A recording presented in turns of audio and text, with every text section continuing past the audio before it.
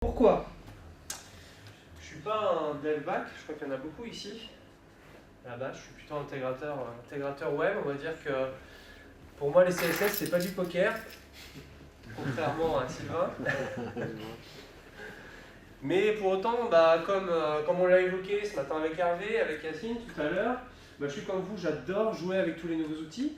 Le problème, c'est qu'assez souvent, je me dis mince, est-ce que c'est bien pour moi, Node.js? Je fais beaucoup plus d'inté que de dev.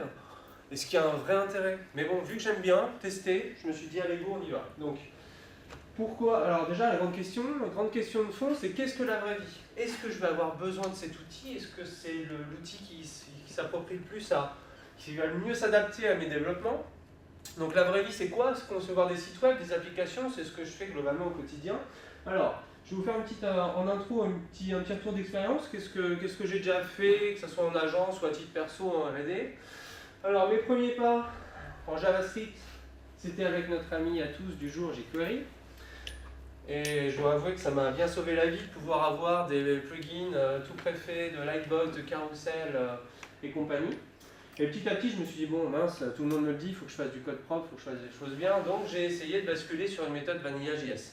Après, je suis assez feignant, donc je me suis très vite fait rattraper par quelques frameworks que vous connaissez tous et qu'on a évoqués aujourd'hui. J'ai créé quelques apps hybrides via Cordova, parce que malgré le fait d'être intégrateur, ces outils sont quand même assez simples d'accès, même si on n'est pas un dev expérimenté. J'ai eu l'occasion d'être formé chez des amis buveurs de kiwi qui sont à Strasbourg sur le HTML5, le web storage, et je trouvais ça absolument génial. Donc il y a justement de très belles choses à faire avec ça. Et petit à petit, j'ai continué à utiliser le JavaScript par le biais des nodes modules pour mon workflow. Donc Thomas a présenté déjà quelque chose plutôt sympa. Après, au-delà de Gulp, je n'utilise pas Gulp, plutôt Grunt. Mais au-delà de ça, j'aime beaucoup aussi travailler avec Yeoman pour tous mes petits sites from scratch pour me faire des petits starters et des générateurs rapides. Et Bower, qui est juste très pratique quand on ne veut pas aller s'amuser à aller chercher soi-même ses librairies. Voilà. Donc voilà globalement mon petit parcours en JS, qui est un petit peu chaotique, mais globalement ça me donne déjà une vision intéressante. Et là, tout le monde me dit, mets-toi à Node.js. Ok, mais bon, Node.js, moi, c'est si vous voulez que j'en fasse. Alors encore un framework, c'est pas vraiment un framework, c'est plutôt une plateforme de développement, je sais pas comment on peut le présenter, mais dans ma tête c'était ça, je fais, vous êtes gentils les mecs, mais bon, encore un framework quoi. Alors effectivement, il y a plein d'outils, c'est super sympa, mais est-ce que ça vaut le coup? Donc du coup, je me suis dit, qu'est-ce que j'ai besoin? Est-ce que c'est vraiment Node.js mon truc? Et surtout, je travaille sur quel type de projet? Ça sert à rien de mettre du Node.js ou des usines à gaz, on en parlait, d'ailleurs je crois avec toi Yacine ce matin, t'en parlais assez vigoureusement en disant que ça sert à rien de sortir une usine à gaz pour un petit projet. Je suis plutôt d'accord avec ça, effectivement. Donc, un peu de software, un peu de middleware, un peu d'hardware, un peu tout ça en même temps, ça devient vite le bordel. Je suis multitâche, effectivement. On doit s'adapter à toute situation. Donc, je me suis dit, il me faut une techno qui couvre tous mes besoins. Je ne peux pas me permettre d'aller apprendre un petit peu de PHP, un petit peu de Ruby, un petit peu de Python, un petit peu de JS, même si j'aime bien tout ça. Donc, la question c'est, quelle est la techno qui va le plus s'adapter? Donc, ok, Node.js, pourquoi pas, c'est la solution. Et on me dit que c'est la solution pour travailler sur du front et du back. Alors, au début, je me suis dit, mais c'est quoi cette histoire? On peut foutre du Node.js côté serveur, pourquoi pas? Ça peut être intéressant. Mais moi, mon truc, c'est les CMS. Enfin bon, ça dépend, bien sûr. Mais c'est les CMS, c'est-à-dire qu'effectivement, j'ai fait 10 ans d'agence web, donc des CMS, on en a bouffé. Historiquement, du Speed, du Joomla, du WordPress, du Drupal, et j'en passe, c'est des plus belles. Donc je me suis dit, ce qui pourrait être sympa, je ne sais pas pourquoi, mais ça pourrait être sympa d'intégrer du Node.js dans les CMS que j'utilise en ce moment, pourquoi pas Drupal, admettons. Et cette idée m'est vite passée, je me suis dit encore mieux, pourquoi pas utiliser un CMS full Node.js, pardon, excusez-moi. Pourquoi, j'en sais toujours rien, mais on m'a dit que c'était bien, donc je teste. Donc qu'est-ce que je fais? Google, CMS, Node.js. Et là, surprise, je me dis tiens, Kodi, Nodisk, Calypso, Keystone, Ghost, intéressant. C'est pas les vrais résultats, j'ai fait des captures d'écran de ceux qui m'intéressaient. Et là je me suis dit ouais, il y a quand même des trucs sympas, ça existe. Alors selon chaque CMS, on met en avant la performance, la sécurité, c'est assez variable. Et j'avais entendu parler de Ghost, donc je me suis dit, ok, ça a l'air sympa, on va voir sur la page. Sur le front, on parle de Node.js, on voit que c'est fait avec du handlebars. Côté templating, il y a un SDK qui est en cours de développement. Ça me plaît bien, on teste. Ok, go, Ghost. Je l'installe sur ma machine, en local bien sûr. Je regarde le back-end, bon, on dit que ça peut concurrencer WordPress, en même temps c'est hyper light. Ghost, bon, je ne sais pas si des personnes ont utilisé ce genre d'outils. C'est hyper light, il y a un système d'articles, catégories classiques, etc. Enfin, je vous passe un petit peu le truc, mais ça me plaît bien, je me suis dit, tiens, je vais tester ça pour mon blog perso. Et là, je me suis dit, attends, en local, ça roule, mais en ligne. Parce que mon blog perso, je ne vais pas l'héberger sur mon MacBook. Donc, Node.js, est-ce qu'il est compatible avec mon hébergement mutualisé? Grande question. Et là, je me suis dit, merde, attends, il y a un problème parce que je fais un npm start, ça lance mon truc, mon node, Ghost il tourne, ok. Si je quitte le terminal, ou alors si par exemple je suis connecté en SSH sur un serveur externe, bye bye Ghost. Donc là, effectivement, il y a des solutions, on l'a évoqué d'ailleurs aujourd'hui, entre autres Forever, je crois qu'on l'a évoqué.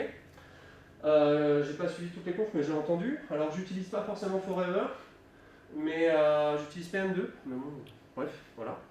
Et donc, Forever, je suis un PK, ça va me permettre de démarrer mon Node.js en tant que service et ça va me permettre de le faire travailler en flux continu. Je demande à mon petit hébergeur préféré, l'OS Data, et ils me disent ah, un démon qui tourne 24 sur 24, ah, pas possible. Bon. Et en plus, pour déclarer un nom de domaine dessus, ça c'est malo. Il faut déclarer Nginx en reverse proxy et il ne l'accepte pas. Bon. Donc je me suis dit, je le mets où mon node? Parce que c'est bien gentil, parce que vous me dites qu'il faut utiliser node, mais si je ne peux pas l'héberger, ça commence à être le bordel. Donc, je regarde un petit peu ce qui se passe.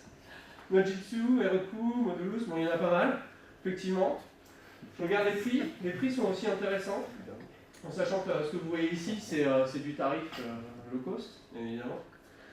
Et bon, en recherchant un petit peu, j'ai trouvé autre chose.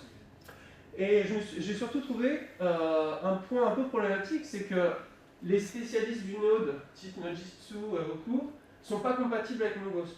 Alors ça commence vraiment à être mauvais, quoi. Pourquoi? Alors je ne l'explique pas, hein, puis j'ai pas creusé non plus. Il y a des fichiers qui sont supprimés. Donc ça fonctionne, puis d'un seul coup on a des fichiers qui sont supprimés. Je ne sais pas pourquoi. Et du coup, après le Ghost il tombe en rideau. Donc Ghost, pour rappel, c'est une base SQLite, ça stocke les images dans le répertoire content classique. Et en fait, il y a un patch, c'est une petite solution. Nodejitsu, ce qu'ils font, c'est qu'ils synchronisent tout le répertoire content vers MongoDB avec le système de fichiers que je ne connais pas, qui s'appelle GridFS. Certains d'entre vous connaissent certainement, mais bon, je trouve que c'est un patch un peu bizarre. Donc ça me plaît pas trop, alors que, visiblement, chez Amazon, ils font des trucs sympas.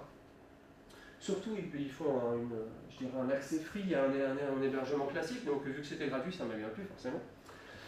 Et, ah oui, alors, c'est gratuit, sauf que si on veut calculer à partir de quand on paye, c'est compliqué. Enfin, sincèrement, j'ai pas réussi.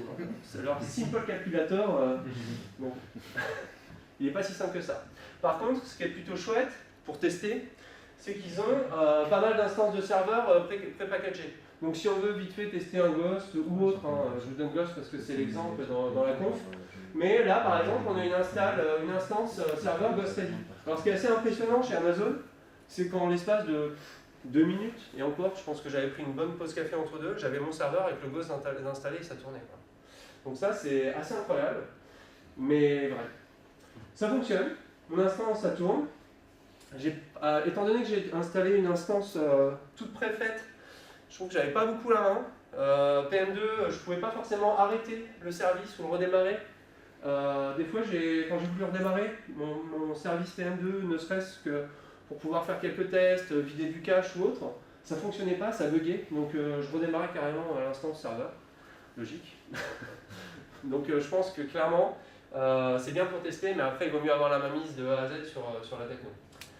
Et après, bon en fait je vous ai raconté des conneries. J'arrête le CMS, ça me saoule, on en a parlé tout à l'heure. Maintenant, je préfère travailler from scratch. Et donc, from scratch, il y a plein de choses. Et là, effectivement, Node, il s'y prête toujours. J'ai testé Node avec Express.js et Jade. Je trouve ça plutôt chouette. En plus, on peut coupler ça avec tous nos frameworks préférés. Donc, ok, je teste. From scratch, j'installe Express, je crée une petite app, ça me crée les dossiers qui vont bien. Qui fait du Node? Ouais, quand même quelques-uns. Ça va. Donc, ok, donc je passe vite. Donc je crée mon app from scratch, j'ai tout mon fichier, tout mon app qui est en train de se créer. Jusque-là, pas de problème.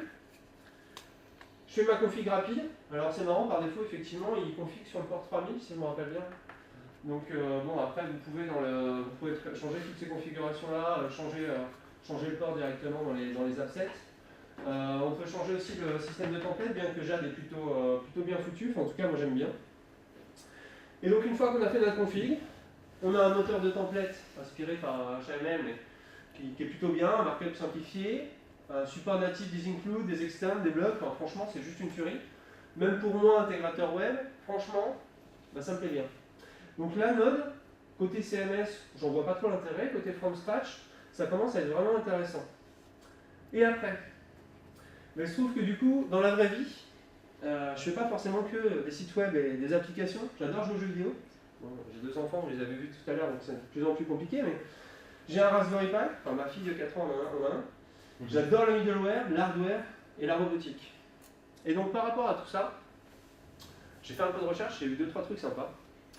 Il y a des mecs qui ont fait des petites apps, des web apps pour pouvoir contrôler leur serveur Minecraft en Node.js. Sympa. Il y a d'autres personnes qui se sont amusées à créer leur petite box domotique. Donc là on se dit, ah, c'est quand même intéressant parce qu'on peut quand même coupler Node.js avec beaucoup de choses. Donc un petit nano-ordinateur du Node.js, une libre un peu spécifique, je vous ai mis dans les slides les liens directs vers les GitHub. Et là on se crée une petite box domotique. On peut aussi coupler la techno, Node.js, avec des microcontrôleurs. Et du coup se créer nos propres petits objets connectés. Après, libre à vous votre imagination, mais il y a quand même beaucoup de choses possibles. Alors je ne connais pas particulièrement celle-ci, mais bon, vous connaissez tous Arduino, ou genre de techno-là qui sont compatibles avec Node.js. Mathieu en a parlé ce matin, mais il y a aussi des Nodebots. On peut même créer des petits robots, quelques écrous du Node.js et bim, un robot. Donc ça, je trouve que ça envoie quand même pas mal de pâté. Et là, je me dis, mais que ce soit sur du pro, sur du perso, sur l'expérimental, Node.js, ça couvre tout ce que j'ai envie de faire. Donc, clairement, plutôt que d'aller dans tous les sens dans toutes les technos, moi, ce que je compte faire, c'est vraiment capitaliser sur JavaScript. C'est aussi pour ça qu'on est là et qu'on organise un JS. Et donc, pour moi, le JS, c'est la techno qui couvre tous mes besoins dans la vraie vie. Voilà. C'est beau. Ouais.